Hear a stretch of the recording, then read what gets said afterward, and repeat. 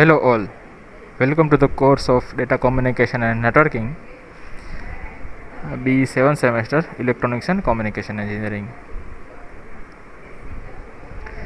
Today we start a new unit called as a medium access layer, and the topic is multiple access.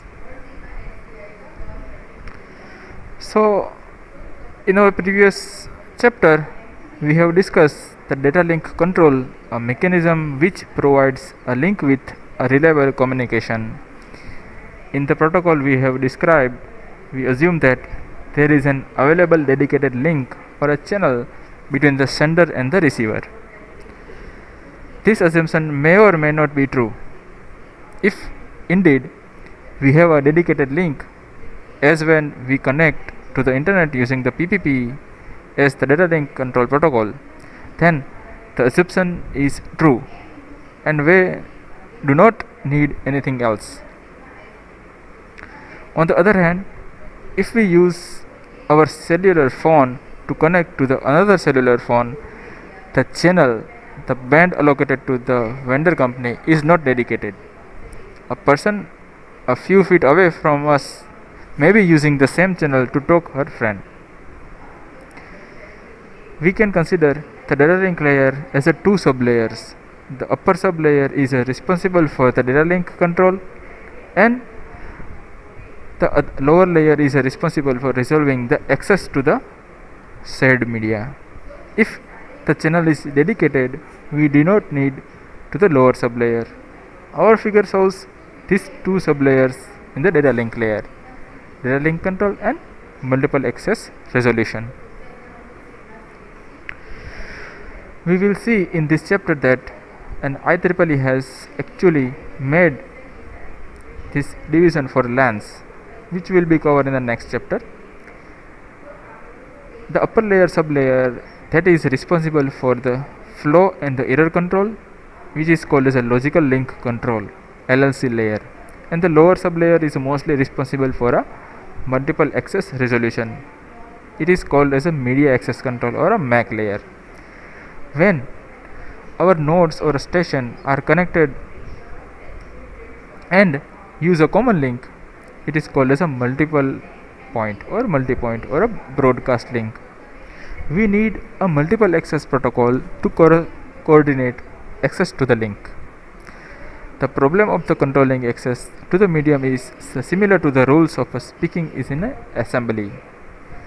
The procedure guaranteed that the right to speak is held and ensure that the two people do not speak at the same time, do not interrupt each other, or do not monopolize the discussion, and so on. The summarization is for the multiple point networks is a similar situation. Many formal protocols have been devised to handle the access to the shared link. We categorize them into the three groups, which is displayed over here. The protocols belonging to the each group is shown over here. Fine. Our multiple access protocol have three categories: random access protocol, control access protocol, and channelization protocol.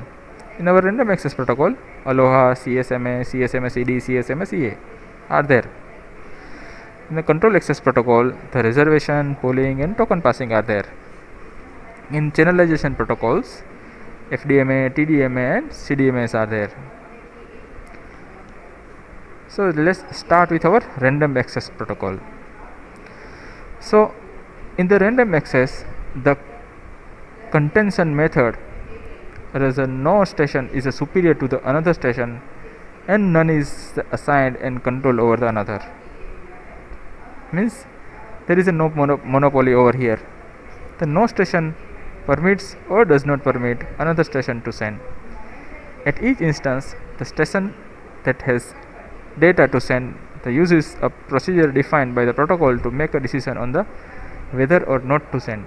Means you can say that a particular channel will be used by any of the nodes which fulfill our protocols or fulfills the rules. Fine. In this discussion, It depends on the state of the medium, it is ideal or busy. In other words, each station can transmit when it desires on the condition that it follows the predefined procedures, including the testing of the state of the medium. Fine. Two features give this method its name. First is no scheduled time for the station to transmit. The transmission is random among the stations. That is why these methods are called as a random access. A second is no rule specified with which station should send next. Station complete or compete with one another to access the medium. That is why this method also called as a contention method. Fine. So it is a random access and contention method. In the random access method, each station has a right to the medium without being controlled by the another station. However, if more than one station tries to send, there is a access conflict called as a collision, and the frames will be either destroyed or modified. To avoid access conflict or to resolve this, when it happens, each station follows a procedure that answers the following questions. First is, when can the station access the medium? Second question, what can the station do if the medium is busy? Third, how can the station determine the success or the failure of the transmission? And fourth, and what can the station do if there is an access conflict? Fine. So there are 4 questions to be asked by the each station. We have discussed, or we will be discuss the following topics in this session or in this chapter: Aloha, Carrier Sense Multiple Access, or we can say it as a CSMA, Carrier Sense Multiple Access with Collision Detection, which is called as an CSMA CD, Carrier Sense Multiple Access with Collision Avoidance, which is called as an CSMA CA. Fine. The random access method we study in this chapter have evolved a very interesting protocol known as an Aloha, which is used a very simple procedure called as a multiple access. The method was improved with an addition of the procedure that forces the station to sense the medium before transmitting. This was called as a Carrier Sense Multiple Access. This method later evolved into the 2 parallel method: Carrier Sense Multiple Access Collision Detection CSMA CD and Carrier Sense Multiple Access with Collision Avoidance CSMA CA. Fine. Our CSMA CD tells the station what to do when a collision is detected, and our CSMA CD or CSMA CA tries to avoid the collision. Fine. It explains its function. Okay. So let's start with an Aloha. Yes. Aloha, the earliest random access method, was developed at the University of Hawaii in early 1970s. It was designed for a radio, just like a wireless LAN, but it can be used any of the said medium. It is obvious that there are potential collision in this arrangement. The medium is shared between the stations. When a station sends a data, the another station may attempt to do so at the same time. The data from the 2 stations collide and become garbled or useless. So, what is a pure Aloha? A pure Aloha, the original Aloha protocol is called as an pure Aloha. It is a simple but elegant protocol. The idea is that each station sends a frame whenever it has a frame to send. However, since there is only one channel to share, there is a possibilities of collision between the frames from the different stations. This figure shows the example of frame collision in a pure Aloha. Fine. So at this duration, this number of frames have a collision at the same time. Over here there is a 2 frame over there, there is a 4 frame over there.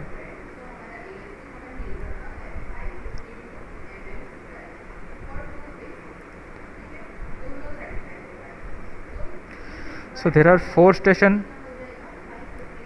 It is a just assumption that the content within one another for an access to said channel. Our figure shows that each station sends a 2 frame. Here a total 8 frames to the said medium. Some of the frames collide because a multiple frame contention for the said channel. Our figure shows that only the 2 frames survive.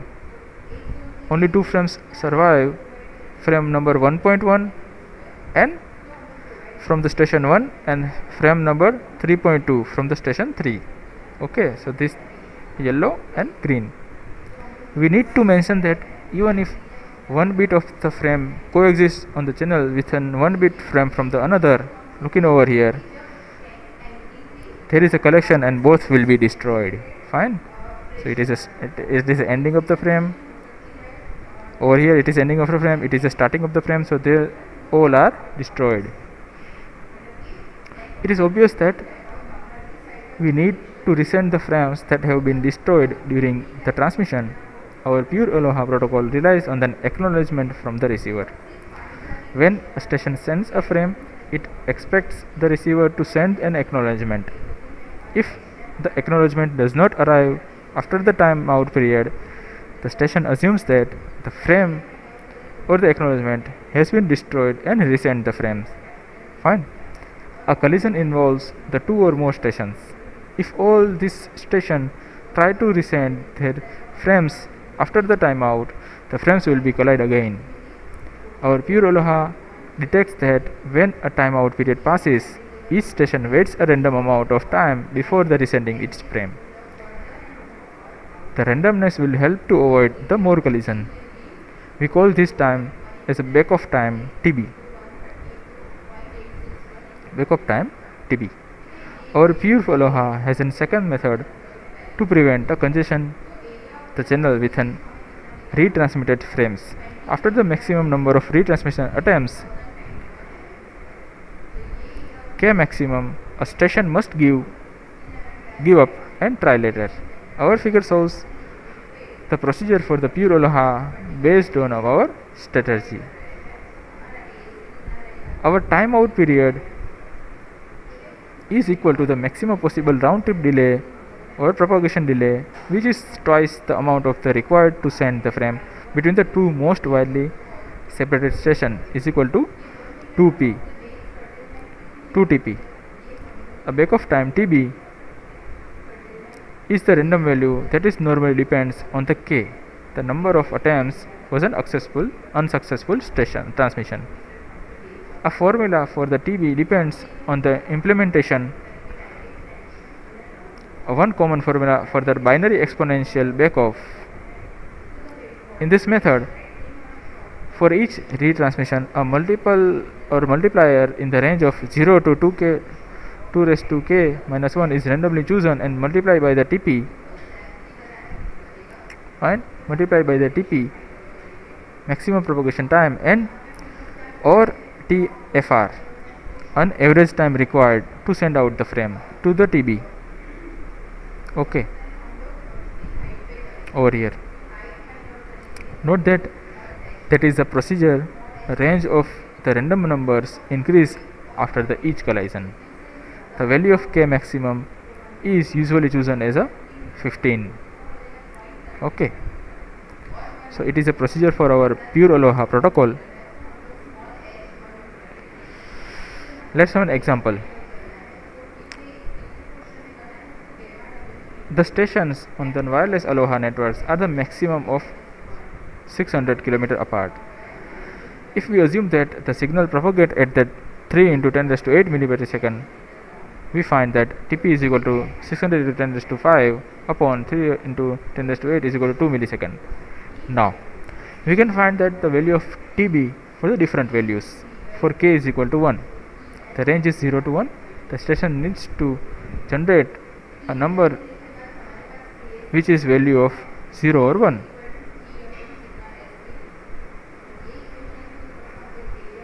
This means that the TB is either 0 millisecond, 0 into 2, or 2 milliseconds, 1 into 2, based on the outcome of the random variable.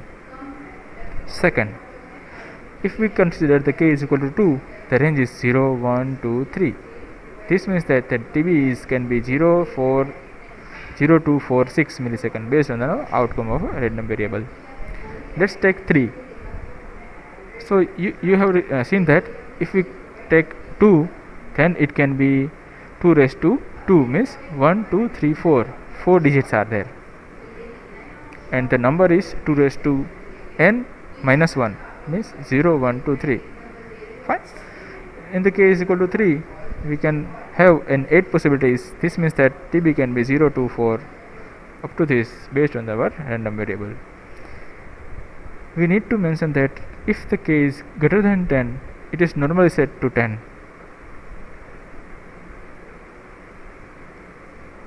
Okay. Next is a variable time.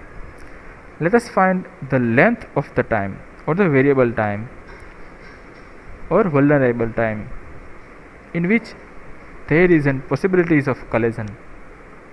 We assume that the station send a fixed length frame within each time taking and TRF or 2FR to stand. Our figure shows a vulnerable time for the station A. Fine? First station A in the middle. Our station A sends a frame at the time of a T. Now imagine that a station B has already sent a frame between the T minus TFR and the T. Okay, in this section. This leads to the collision between the frames from the station A and station B. The end of the B's frame collide with the beginning of the frame's A's frame. On the other hand, suppose that the station C sends a frame between the T and T plus TFR in this region. Here there is a collision between the frames of the A, which is the end of A, and beginning of the C. Fine. Looking at this figure, we see that the vulnerable time during which a collision may occur in a pure aloha is 2 times the frame transmission time. So we can say that it is a vulnerable time is equal to 2 into TFR. Okay, 1 TFR and 2 TFR. So it is a vulnerable time. Let's have an example. A pure aloha network transmit a 200 bits frames on the said channel of a 200 kbps. What is the requirement of to make this frame collision free?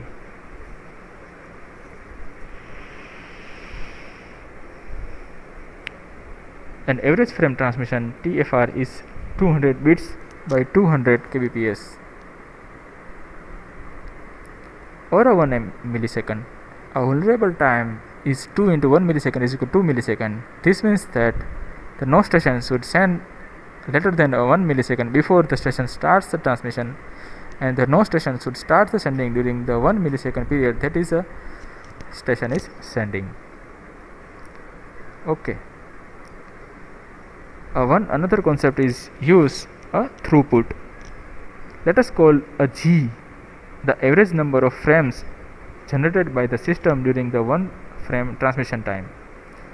Then it can be proved that the average number of successful transmission for the pure aloha is S is equal to G into e raised to minus 2G. The maximum throughput S maximum is 0.184 for the G is equal to 1/2.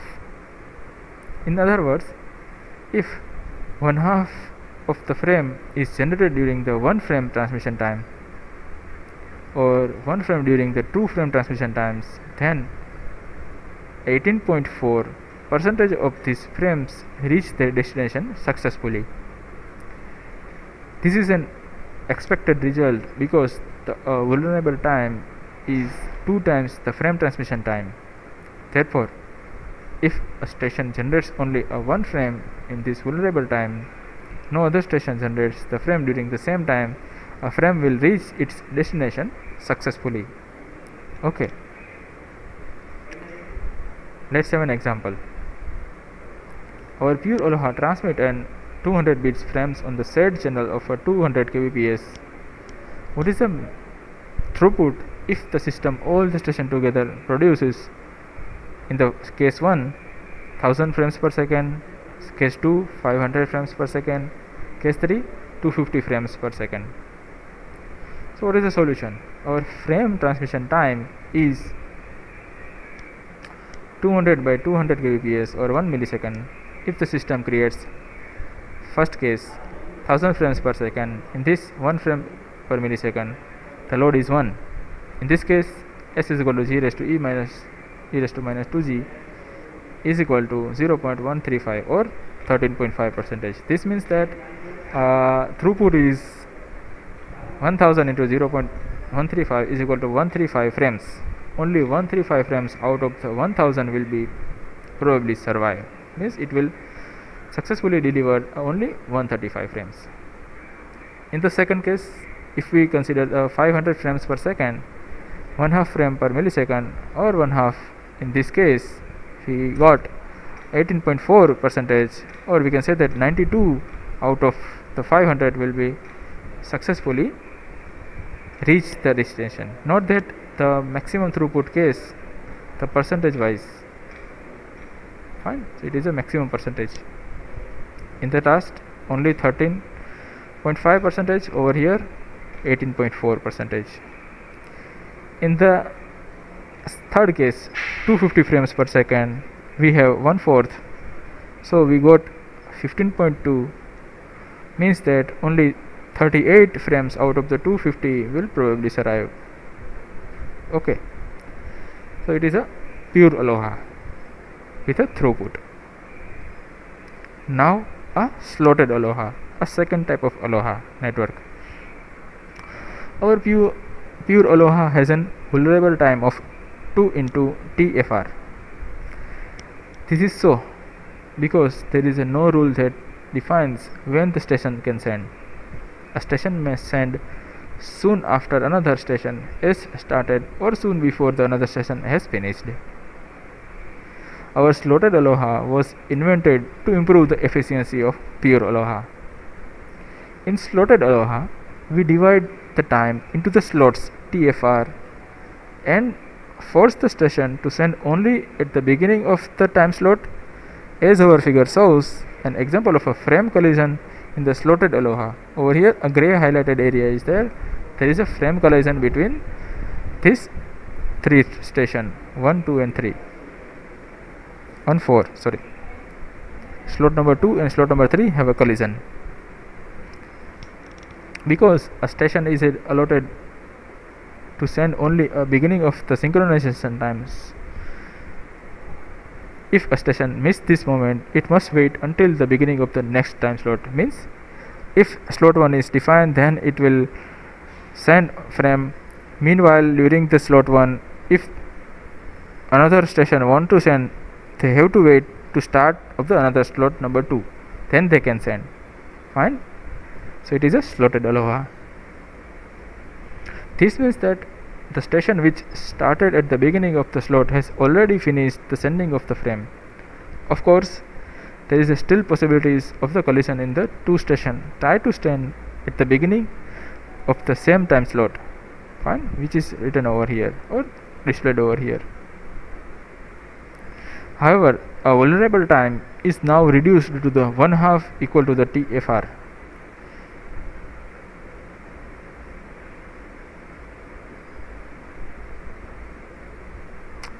Okay, so it will be displayed over here that TFR is a 1/2. Fine, so there is a TFR is 1/2.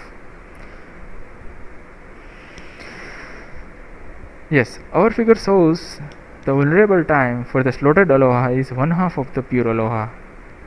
So the slotted Aloha vulnerable time is TFR. Okay, it is a vulnerable time. So what is the throughput in our slotted Aloha?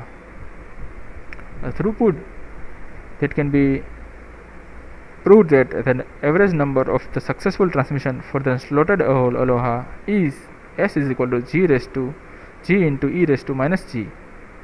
In the previous case there is a 2g, over here only g is there. The maximum throughput S maximum is equal to 0.368 when g is equal to 1. In other words, if a frame is generated during a 1 frame transmission time, then 13.8% of these frames reach their destination successfully. This result can be expected because a vulnerable time is equal to the frame transmission time. Therefore, if a station generates only a 1 frame in this vulnerable time, no other station generates the frame during the same time, the frame will reach its destination successfully. Okay, so it is very easy to understand. So let's have an example of our slotted Aloha. A slotted Aloha network transmits a 200 bits frames on the shared channel of a 200 kbps. What is the throughput if the system, all the session together, produces case number 1 1000 frames per second, case number 2 500 frames per second, case number 3 250 frames per second. This same example as we have discussed in our pure Aloha, three cases are same. Then we put the equation and we got, in the first case when we have 1000 frames per second, we got 36.8%. This means that 368 frames will survive out of the 1000 frames. In the second case, the percentage will be decrease 13.3. This means that only 151 out of the 500 will successfully delivered at the receiver. In the third case, we got only 19.5%. This means that only 49 frames out of the 250 will probably survive. Okay, so you understand slotted Aloha with an example.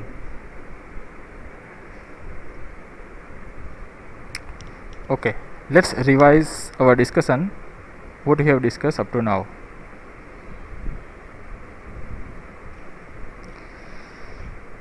At the beginning, the introduction of our data link layer, data link control and multiple access resolution, two sub layers are there. Then multiple access protocols we are going to see in this chapter. It is the summary or the classification of the multiple access protocol. We have discussed today a random access protocol in the Aloha protocol we have discussed. Fine. We have discussed pure Aloha and slotted Aloha. In the pure Aloha, there is a random time for a waiting time and random time for a transmission time. So there is a much more possibilities of frame collision over here. This is a procedure. We have seen an example, and we have find a vulnerable time which is 2 into 2FR. It is a throughput of our pure Aloha is 18.4%. We have another slotted Aloha where there is a fixed time slot where you have to send at the beginning of the time. If you want to send the meanwhile time, you have to wait for a slot completion, then you can send, which is given over here. The maximum throughput of our slotted Aloha will be 13.8%. Over here, vulnerable time will half of our pure Aloha, which is TFR. Fine, we have seen an example. So we have completed this session with an Aloha discussion. Write down in your notebook and send back it to me the following questions. Okay, see you in the next session with another protocol of our multiple access protocol. Thank you.